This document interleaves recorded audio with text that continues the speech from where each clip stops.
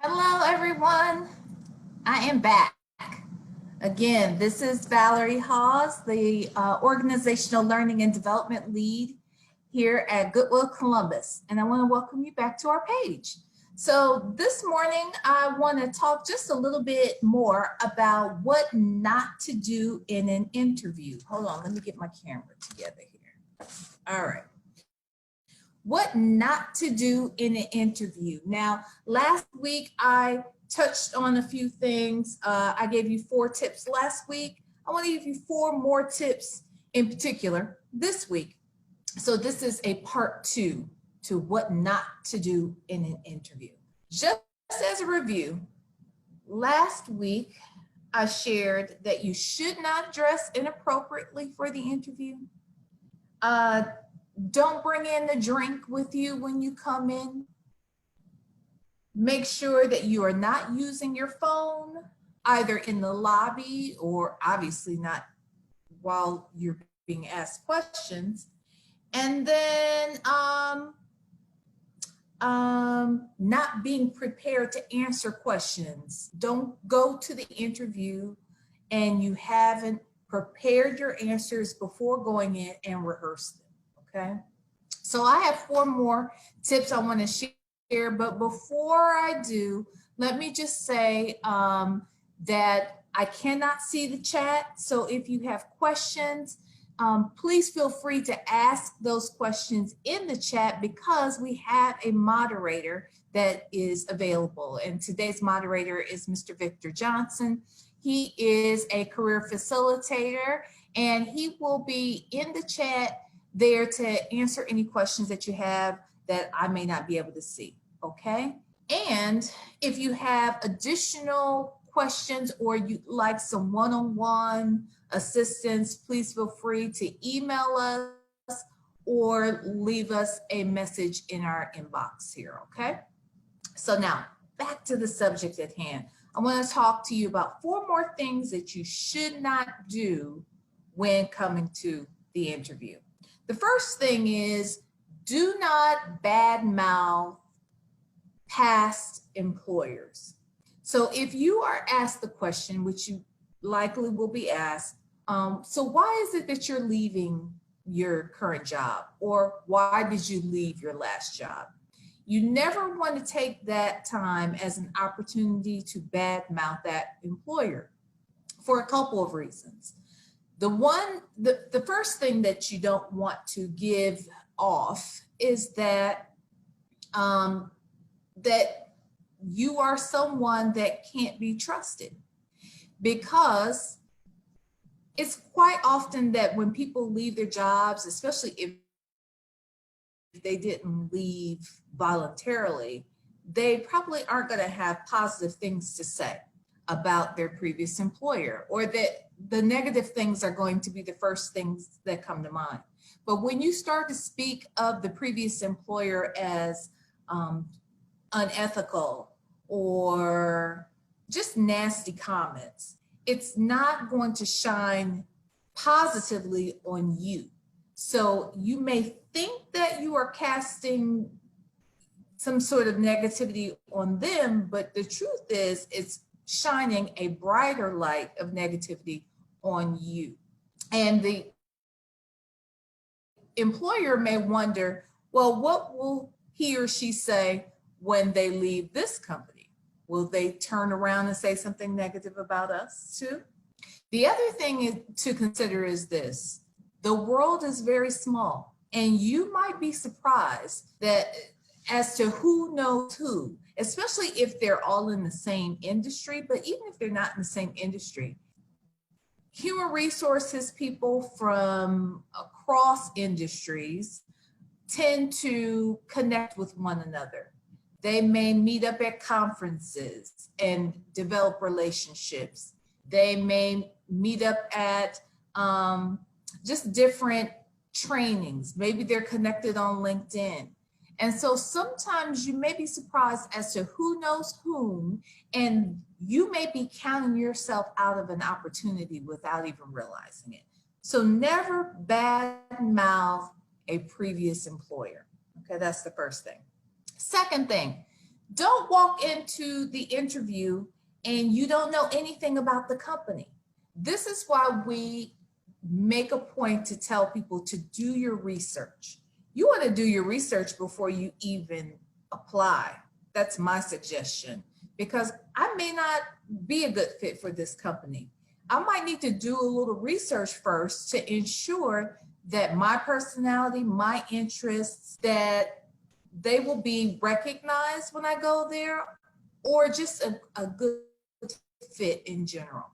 So make sure that you know something about the company, and some of the things that you want to research in particular about the company are a little bit about the company history. How long have they been in business? When did they go into business? Who are some of the leaders in that particular company? What type of business do they do? Are there different things that they provide? Different services, different products? What is it that they do at this company? And then last but not least, you may want to know about some recent milestones that they've accomplished. And you can do that. Typically, that would be posted on the website, but depending upon the size of the organization, they may or may not have updated most recent milestones. And so that's when you want to go out to Google and maybe even checking your local newspapers to see if there are any reports that have been made to highlight some of the recent accomplishments of the company. So you don't want to walk in there without any knowledge of the company. And the main reason for that is because one of the questions that they will ask, and it's likely to be question number 2, is, so tell me what you know about what we do here. Okay, the first question is typically, tell me a little bit about yourself. And the second question a lot of times is, well, tell me what you know about us. Okay, so never walk in there with no knowledge of the company.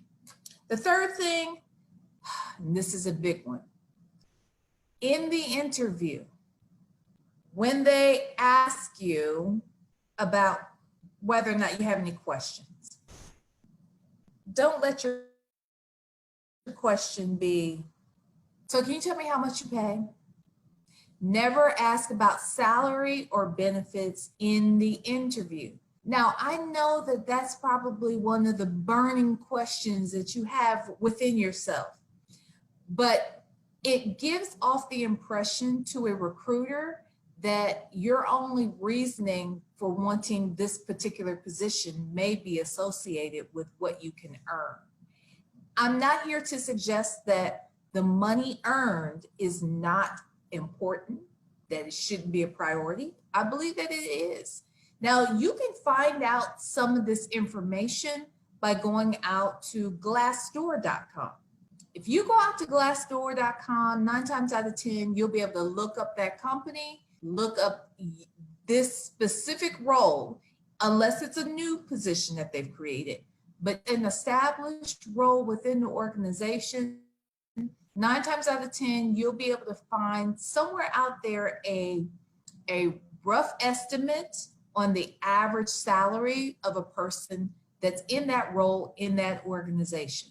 You will also be able to go out to Glassdoor.com and see reviews of people who've worked for the company in the past, maybe people who worked in that particular role that you are applying for.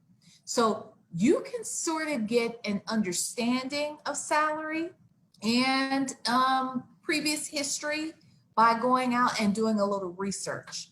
The other thing is, a lot of times recruiters will do a phone screening prior to the actual official interview. If that happens in the phone screening, most recruiters are either going to share what the salary requirements are, or they're going to ask you what your salary requirements are. You can have a conversation with the recruiter in that moment if they bring it up.